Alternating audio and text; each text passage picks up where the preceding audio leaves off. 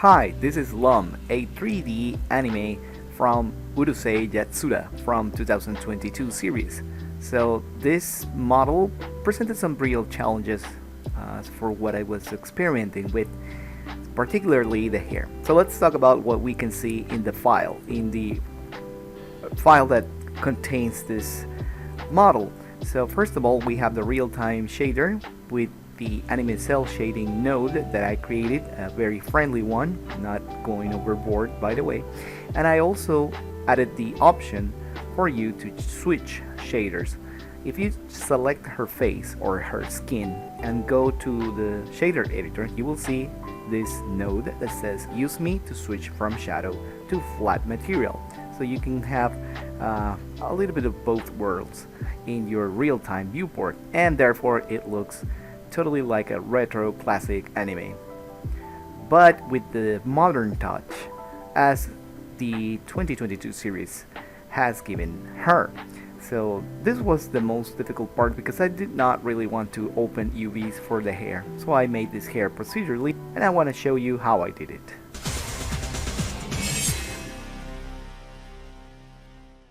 So I was watching my social media the other day and I thought, you know what, maybe we should try a new different model with the classic anime look. And what more classics than this one? So Lum Chan is a very dear character from the 80s, and it happened so that I came across the thread where the original anime studio posted the gengas for this animation, and I thought it was so cool to see it, frame by frame. They are really great artists. It is a really great studio and they are very inspiring. So when I saw this, I said, you know what, maybe we should try to do some of fan art. They even said that they had a professional choreographer do her dance, so that's really neat. That's why it looks so lively. Anyways, it's a magnificent piece of artwork. Like everything there is just flowing, very, very lively.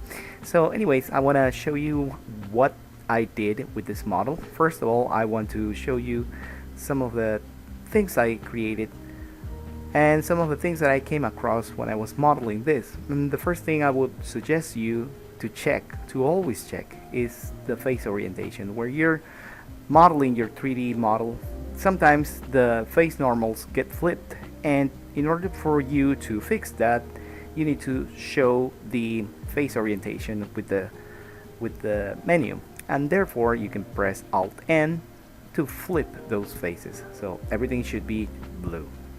Alright, next thing is the shadow, the nose shadow plus the eyes. So you have noticed that Lum Chen has a particular shadow on the nose all of the time.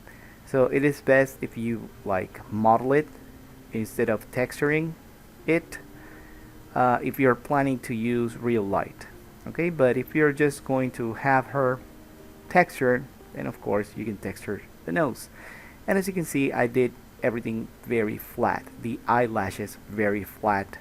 This is important because the character breaks when I was going three-dimensional on her. So I had to take care of where I put my lines, where I put my meshes. And the next thing I want to suggest to you to use whenever you're creating these 2D style models is grease pencil. So I created a new layer for grease pencil, and then I'm going to draw on top of the surface very closely, 0.025, and that way when you select the draw mode or grease pencil tool, you're going to be able to draw on top of your model whatever little lines there are. You don't need to texture, and that's the important part, because you can do those classic smears with the brush, but instead using grease pencil. And if you go to edit mode, this is a nifty trick, and you convert the strokes to curves. You can select those curves in edit mode and then press Alt S to scale the curve, and that's very awesome. Okay, so please notice on the upper left corner of the editor what icons I have active so that you can replicate this work.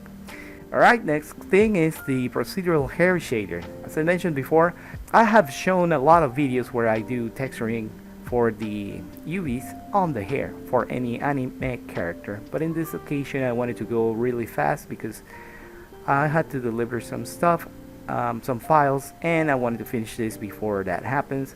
So what I did was to create this network that you see right here, this shader, which basically takes the Z position of the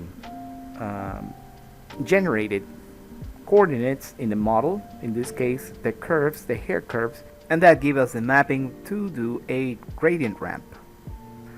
So this is how she looks. Let me get this editor head out of the way, and if I press F12, I've configured freestyle for her hair. Now there's one important thing I want to remark here, and that is the reflective combination that I did for the hair, because on the top of her hair she's always got a rim light, and that rim light, although it is 2D drawn, works very well as a reflective surface. And I thought, you know what, let's combine those vectors and then add them as the rim light on top of the entire generated hair color. And this is the result. Let me adjust the hair colors here. This was the easiest way to do this. So now let's talk about the real-time compositor with the anime cell shading node that I created and I presented some videos ago. You can go check out my playlist, or you can check out the videos here in the channel, and it's very easy to configure this node. You just plug in the image to image in and the alpha to alpha, and then image out to the node or the compositor. And this is how it looks. If you select it and press tab, you can go inside the node and switch how far or how large you want the blur to be. And after some adjustments, I arrived into this composition for the real-time viewport. Look at that. She looks fantastic. And now for all of the supporting patrons, they're going to get the extra time lapse for normal editing her face. Okay, but you can see it right here. The end result is this, and the idea here is to mix just a little bit so that the light can affect her face and also her shading for the skin. Okay, but in reality this character cannot be broken into that kind of realistic shading, but I wanted to show what the possibilities could be if you had that option, like you're seeing right here. Okay, because the character really has its 2D silhouettes well defined. I mean, it's a almost 30-year character, so everyone knows her and the way she poses to the camera. And that's it. That's all I wanted to show you in this occasion. This model will be available for patrons. And just to finish here, let me go back to the compositor, and once again you can activate it up here. This is Blender 3.5 using the real-time compositor.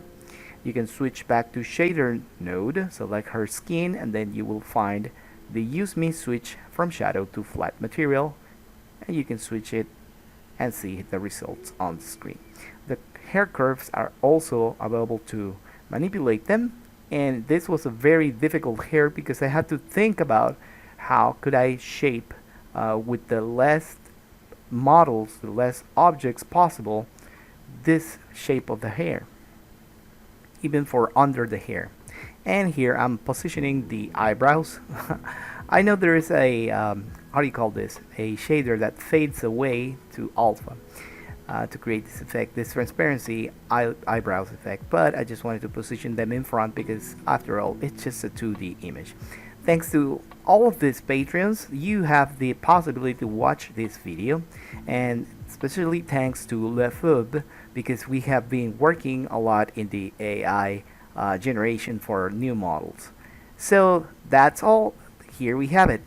And let me ask you something. Have you tried Blender? Try Blender. Blender is powerful and beyond artistry compatible.